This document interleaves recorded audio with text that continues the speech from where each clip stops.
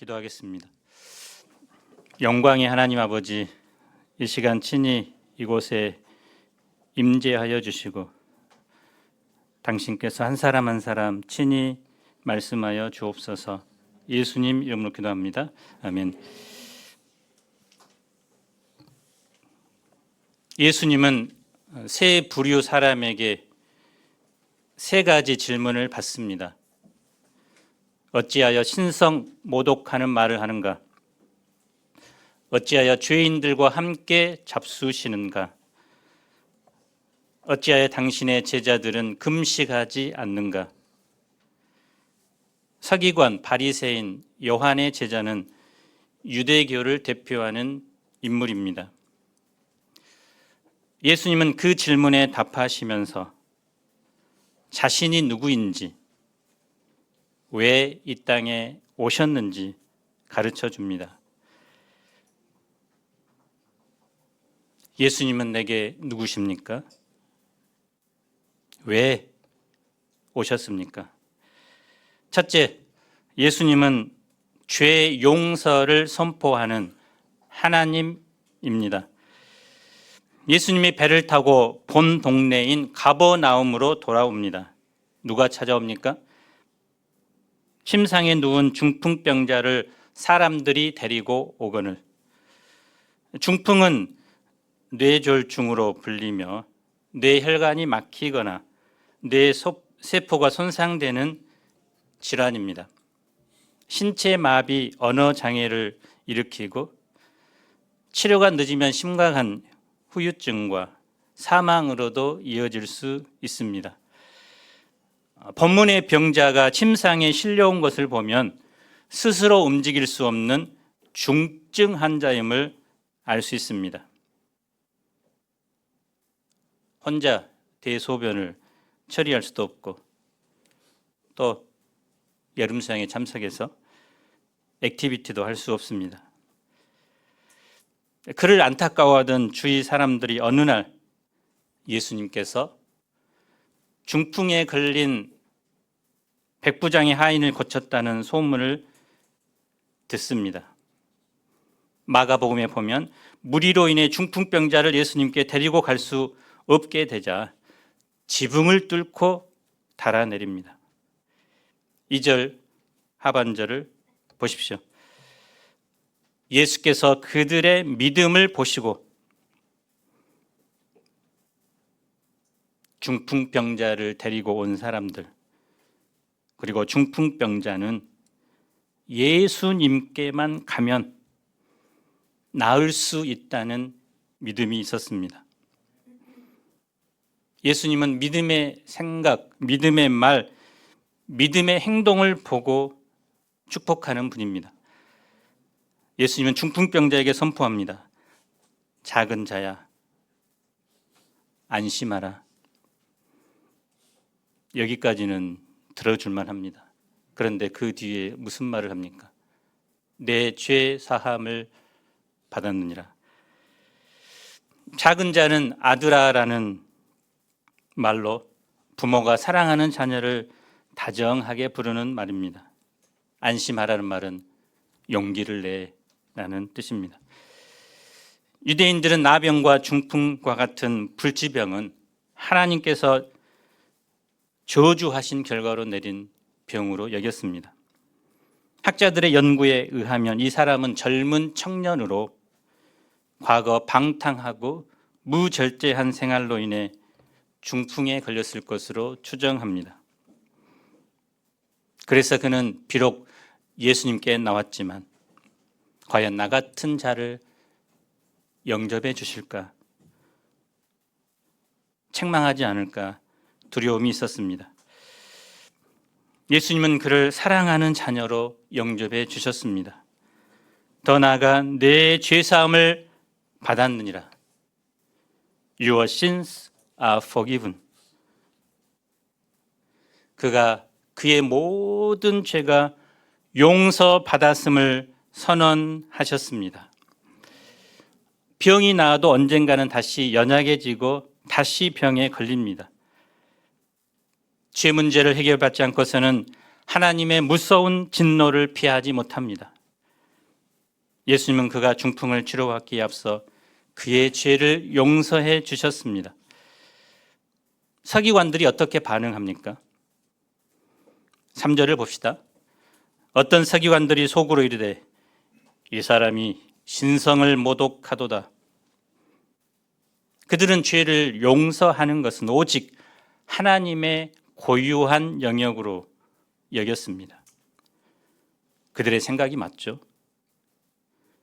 그런데 그들이 알지 못하는 사실은 예수님이 바로 이 땅에 오신 하나님의 아들이라는 사실입니다. 예수님이 하나님의 아들이라는 사실을 알지 못하는 사람에게는 죄 용서의 길이 닫힙니다. 사람이 죄를 해결할 수 있는 길은 단 하나입니다. 나의 죽음입니다. 내가 죽어야 죄가 해결됩니다. 죄의 결과 죽음이 왔고 그 죽음 뒤에는 하나님의 공의의 심판이 기다리고 있습니다. 그런데 하나님은 사람에게 속죄의 길을 열어주셨습니다. 그것이 제사 제도입니다. 구약시대 죄를 범한 사람은 속죄 제물을 가지고 성전으로 갑니다. 제사장 앞에서 짐승을 잡고 그 머리에 안수함으로 자기 죄를 짐승에게 전가합니다. 짐승의 피를 제단에 뿌리고 그 짐승을 불로 태웁니다. 짐승이 사람의 죄를 대신 짊어지고 죽은 것입니다. 그런 후 제사장은 하나님의 권위를 대신해 죄 용서를 선포합니다. 그런데 이런 이 속죄의 절차를 무시하고 예수님이 단지 말씀으로 죄 용서를 선언한 것입니다. 당연히 서기관들은 예수님이 신성 모독죄를 지은 것으로 여겼습니다. 레위기 24장을 보면 신성 모독죄는 사형에 해당하는 죄입니다. 그런데 예수님은 서기관들의 그런 생각이 악한 생각이라고 말합니다. 예수님을 하나님의 아들로 인정하지 않는 그 생각이 바로 악한 생각입니다.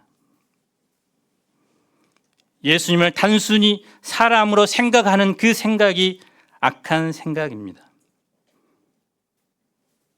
그동안 죄 용서는 예루살렘 성전에서 제사를 드림으로 제한적이고 한시적으로 이루어졌습니다. 죄를 지을 때마다 성전에서 반복해서 제사를 드렸습니다.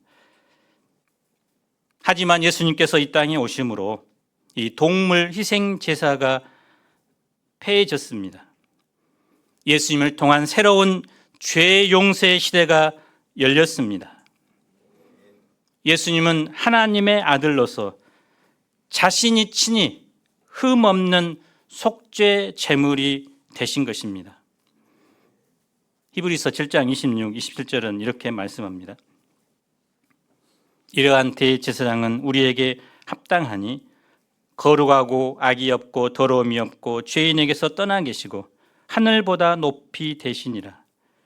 그는 저 대제사장들이 먼저 자기 죄를 위하고 다음에 백성의 죄를 위하여 날마다 제사 드리는 것 같이 할 필요가 없으니 이는 그가 단번에 자기를 드려 이루셨음이라.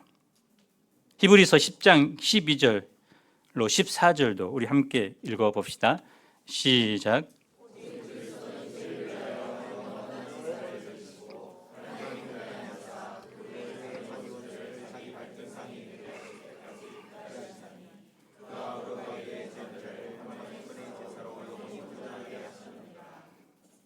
예수님은 십자가의 제단에 자신의 피를 뿌리심으로 단번에 그리고 영원한 효력이 있는 속죄 제물이 되셨습니다. 예수님의 십자가 사건을 통해서 우리의 과거, 현재 그리고 앞으로 지을 모든 죄들을 용서하셨습니다. 예수님의 이 피 공로를 의지하는 자는 누구든지 죄의 용서함을 받는 은혜의 시대가 활짝 열렸습니다. 예수님은 질문합니다. 내 죄사함을 받았느니라 하는 말과 일어나 걸어가는 말 중에 어느 것이 쉽겠느냐? 사람으로는 두 가지 다 불가능합니다. 그나마 사람 편에서 보면 내 죄사함을 받았느니라 하는 이 말이 쉽긴 합니다. 말이 이 말을 했다고 해서 죄사함을 받았는지 안 받았는지 알 수 없기 때문이죠. 그런데 중풍병자에게 일어나 걸어가라고 말할 때는 그 말에 따른 결과가 입증돼야 합니다. 예수님은 사람들이 더 어렵다고 생각하는 것, 곧 중풍병자를 고침으로써 자신이 죄를 사하는 하나님이라는 사실을 가르쳐 주고자 하셨습니다. 6절을 함께 읽어봅시다. 시작.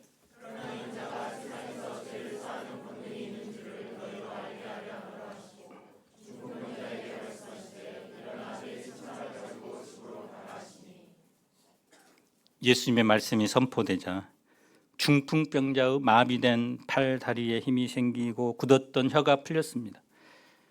즉시 일어나 침상을 들고 집으로 돌아갑니다. 예수님은 이 땅에 오신 하나님의 아들입니다. 예수님은 우리의 모든 연약함과 질병과 죄를 치료하고 용서하는 분이십니다. 둘째, 예수님은 긍휼이 풍성하신 하나님입니다. 9절 상반절을 봅시다. 예수께서 그곳을 떠나 지나가시다가 마테라 하는 사람이 세관에 앉아 있는 것을 보시고, 로마는 피지배국 사람들을 고용해 세금을 거두는 정책을 펴니다.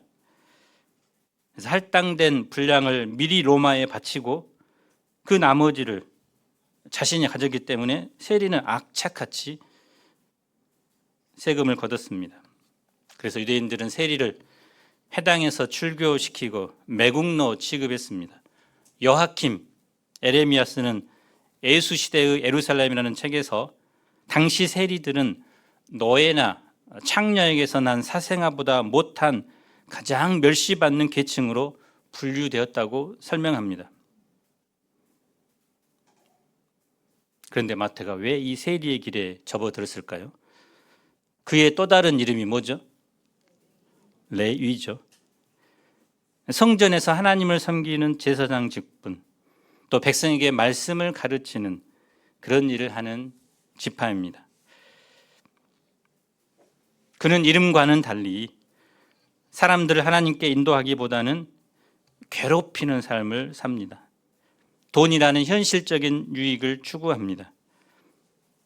돈만 있다면 하나님을 섬기지 않는 양심의 가책도, 또한 사람들의 비난과 멸시쯤은 견딜 수 있을 것 같았습니다. 오늘날 사람들은 돈이 되는 것이라면 무슨 일이든 합니다. 과거에는 정신적 가치, 이념 등이 목소리를 내는 시대라면 오늘날은 가진 것, 곧 돈이 목소리를 내는 시대입니다.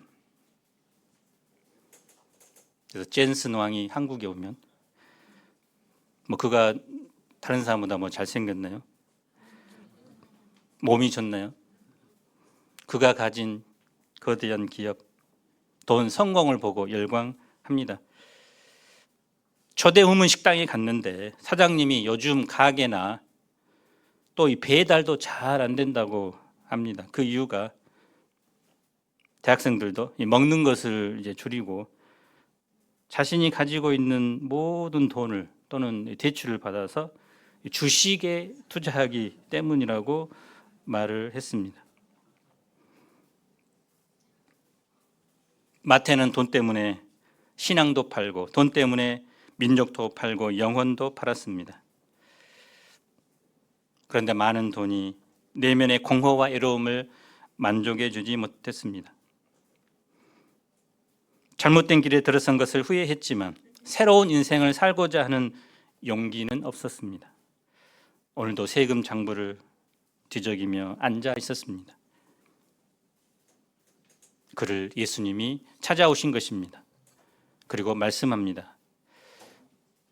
이르시되 나를 따르라 하시니 일어나 따르니라. 세리는 이기주의자, 죄인의 대명사입니다. 사람들은 세리 마태를 보며 저런 놈은 이 사회에서 영원히 매장되어야 하며 비난하고 정죄했습니다. 하지만 예수님은 그를 있는 모습 그대로 영접해 주셨습니다. 그를 비난하거나 지저분한 과거를 묻지 않았습니다. 죄인인 마태를 영접해 주는 것만으로 파격적인 일인데 예수님은 그를 제자로 부르셨습니다. 나를 따르라. 이 부르심은 마태에게 임한 구원의 음성이요 소망의 음성입니다. 마태는 예수님의 부르심에 즉시 일어나 따릅니다. 따르니라는 말은 함께 같은 길에 있다는 것입니다. 예수님과 함께 일하며 동고동락하겠다는 결단입니다. 그는 너무 기쁘고 감사해서 예수님 일행을 식사에 초대합니다. 10절을 봅시다. 예수께서 마태의 집에 앉아 음식을 잡수실 때 많은 세리와 죄인들이 와서 예수와 그의 제자들과 함께 앉았더니, 식사를 함께 한다는 것은 당시 1세기 문화에서는 한 가족이 되었다는 뜻입니다. 그런데 이 즐거운 잔치에 찬물을 끼얹는 자들이 있죠. 바리새인들입니다. 그들은 예수님이 죄인들과 함께 어울리는 현장을 목격하고 비난합니다. 어찌하여 너희 선생은 세리와 죄인들과 함께 잡수시느냐? 예수님은 그들에게 말씀하십니다. 우리 12절을 읽어봅시다. 시작.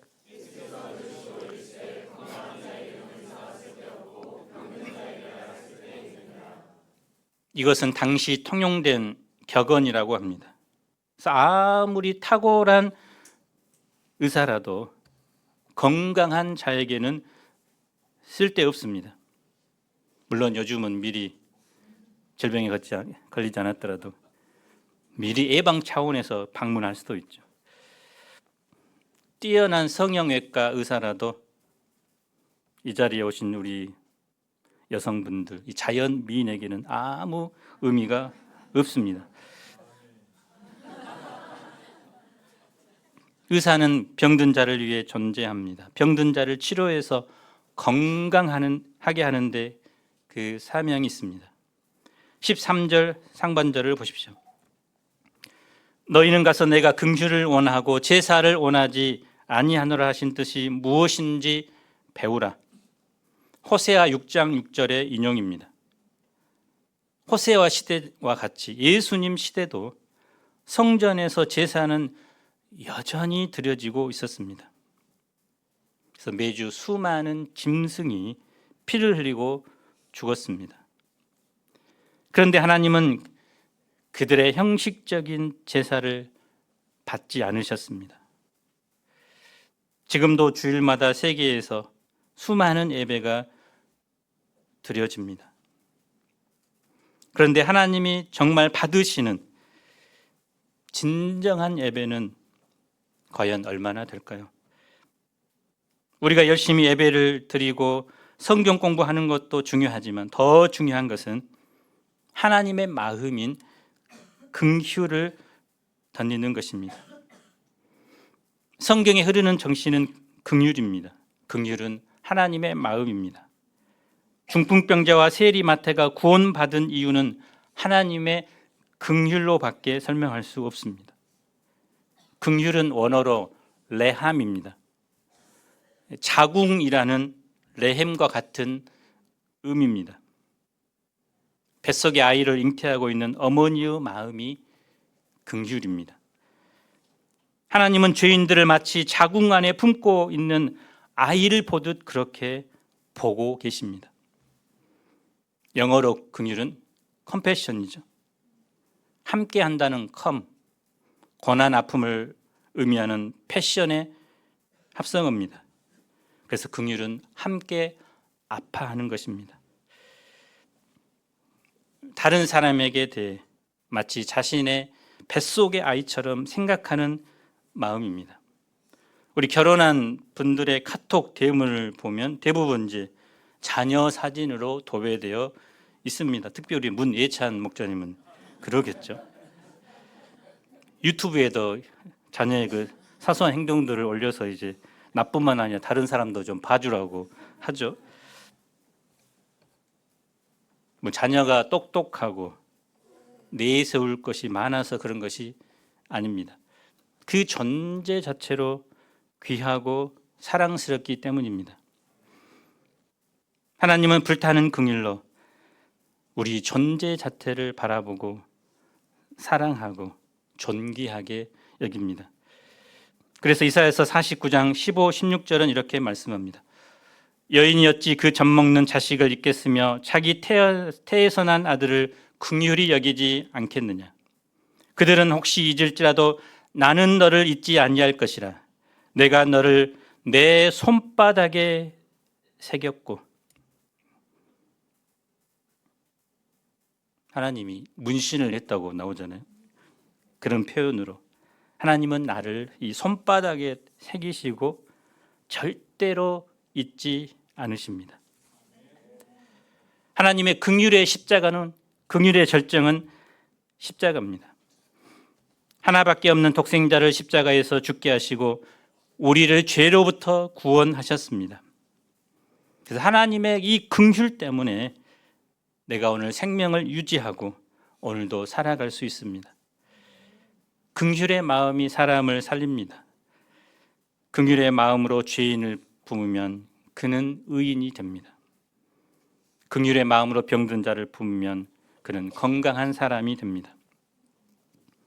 예수님이 왜 이 땅에 오셨습니까? 13절 하반절을 보십시오. 나는 의인을 부르러 온 것이 아니요 죄인을 부르러 왔노라 하시니라. 여러분은 의인입니까? 죄인입니까? 의인은 스스로 의인이라고 생각하는 사람, 바리새인과 같은 사람입니다. 죄인은 내가 죄로 병들었다는 것을 인정하고 그 죄 때문에 가슴 아파하는 것입니다. 사실 이 세상에 죄인이 아닌 사람은 한 사람도 없습니다. 바리새인도 죄인이고 세리, 마태도 죄인입니다. 그래서 모든 사람에게 구원자가 되시는 예수님이 필요합니다. 자기가 죄인인 줄 깨닫지 못하는 사람들은 바리새인처럼 주님의 말씀을 듣지만 그 주님을 믿지 않습니다. 예수님은 자신이 죄인이라고 인정하는 그 세리 마태를 구원하셨습니다. 구원하실 뿐만 아니라 그를 제자로 삼아 주셨습니다. 마태와 함께 하시면서 그의 병든 내면을 치료해 주셨습니다. 그러자 마태는 변화하여 마태복음을 쓴 성 마태가 됩니다. 셋째, 예수님은 기쁨을 주시는 하나님입니다. 금식은 유대인들의 경건생활 3대 의무 중 하나입니다. 대속죄일에 모든 사람이 의무적으로 금식했고 바리새인들은 일주일에 이틀을 정기적으로 금식했습니다. 세례 요한의 제자들이 예수님께 나와서 자신들과 바리새인들은 금식하는데 왜 예수님의 제자들은 금식하지 않는가 질문합니다. 예수님은 혼인잔치 비유를 통해 그들의 낡고 잘못된 사고를 깨우쳐 줍니다. 15절을 읽어봅시다. 시작.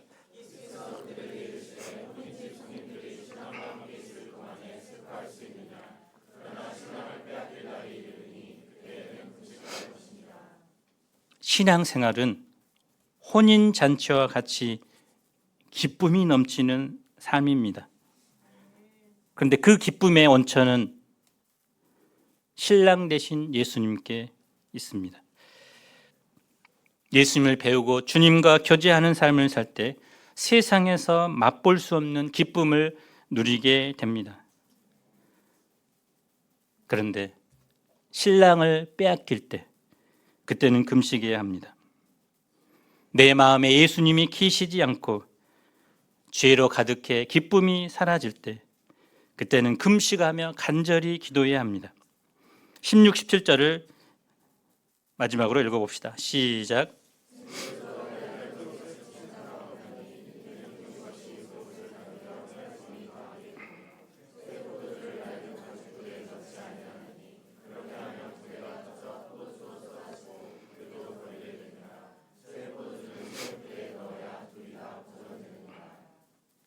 예수님은 새 포도주가 되십니다. 우리가 새 포도주 되신 예수님을 영접하려면 새 부대가 되어야 합니다. 부대는 시간이 지나감에 따라 낡아지고 부패하듯이 우리 인간은 부패해지는 속성이 있습니다. 신앙생활에 있어서 가장 위험한 것은 낡은 가죽 부대처럼 굳어버리는 것입니다. 우리 몸도 끊임없이 운동하지 않으면 굳어버립니다. 생각도 끊임없이 운동해야 치매에 걸리지 않습니다. 신앙생활도 굳어버리게 될 때 영적 치매에 걸려 더 이상 성장하지 못하고 쓸모없게 됩니다. 아놀드 토인비는 그의 책 역사의 연구에서 앞 단계에서 성공한 창조적 소수가 다음 단계에서도 창조적 역할을 계속하려 할 때 바로 그 성공 자체가 약점이 된다고 했습니다.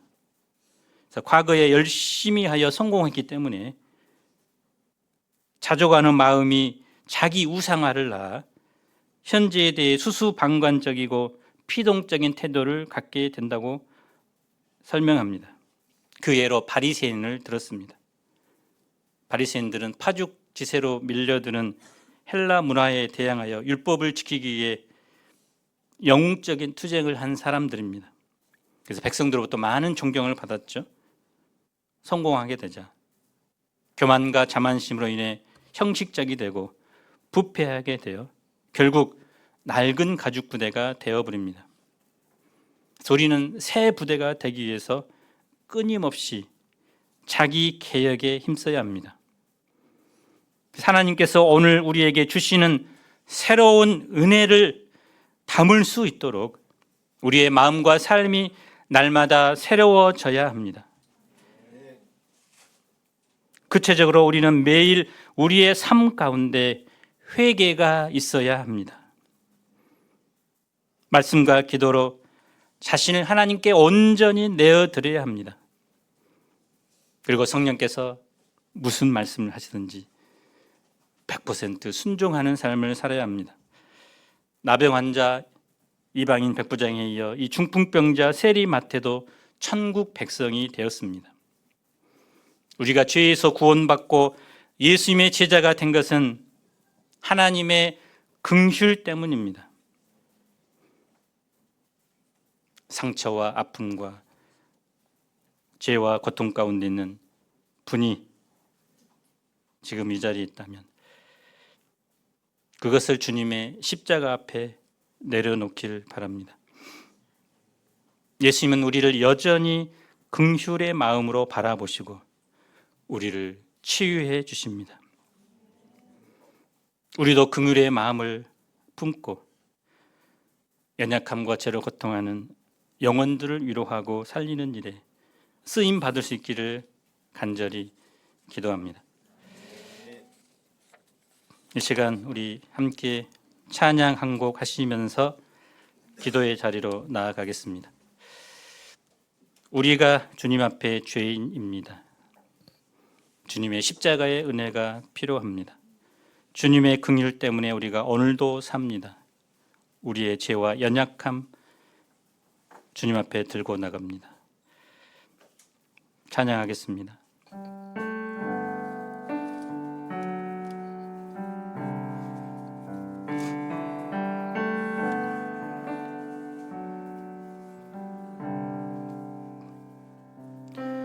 우리 주는 위대하며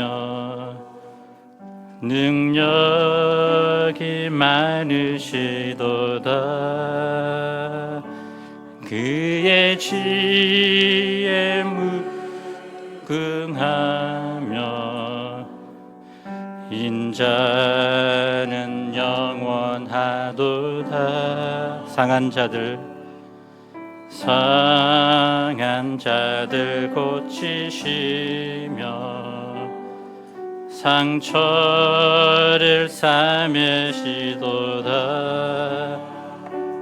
별들의 수를 세시며 이름을 붙이셨도다. 다 같이 오른손을 드겠습니다. 그가 구름으로 하늘을 덮으시며 땅을 위하여 비 준비하신 그가 구름으로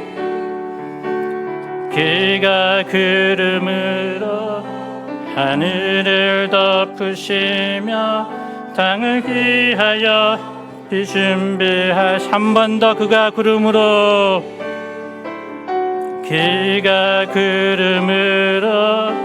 하늘을 덮으시며 땅을 위하여 비 준비하시니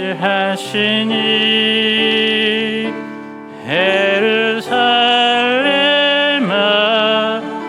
여호와를 찬송할지어다. 내 하나님이 감사함으로 그 앞에 나가며 주 임재 앞에 경배. 예루살렘아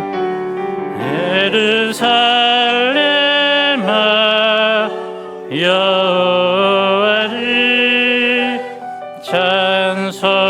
찬송할지어다. 내 하나님이 감사함으로 그 앞에 나가며 주 임재 앞에 우리 말씀에 의지해서 2분간 간절히 기도하겠습니다. 거룩하신 하나님, 주님 앞에 있는 모습 그대로 나아갑니다. 십자가에서 우리를 위해 죽으신 그 예수님의 사랑과 긍휼에 의지해 주님 앞에 나아갑니다. 나의 연약함과 모든 죄를 이 시간 당신의 십자가로 하나님 덮어주시고 새롭게 해주시고 변화시켜 주시옵소서. 하나님, 마음이 아픈 자, 상한 자, 죄를 고통하는 자들을 하나님 부르짖어 기도하겠습니다. 하나님, 주여, 하나님 이 시간 임하여 주시고 살아계신 하나님 역사하여 주시옵소서. 우리의 마음을 열어 주님 앞에 부르짖어 기도하게 도와주시옵소서. 있는 모습 그대로 나아가게 도와주시옵소서. 우리를 회개합니다. 주님, 회개의 자리로 나아가게 도와주시옵소서. 중풍병자와 세리마태를 구원하여 주신 예수님, 용서해 주신 예수님, 나의 죄도 용서해 주옵소서. 주님의 죄로 설계하여 주시옵소서. 주님 안에 새로운 기쁨을 회복하게 도와주시옵소서. 주님과 교제하는 기쁨을 우리에게 허락하여 주시기를 간절히 역사하여 주시옵소서. 오 주님, 이 시간 임하여 주시옵소서. 역사하여 주시옵소서.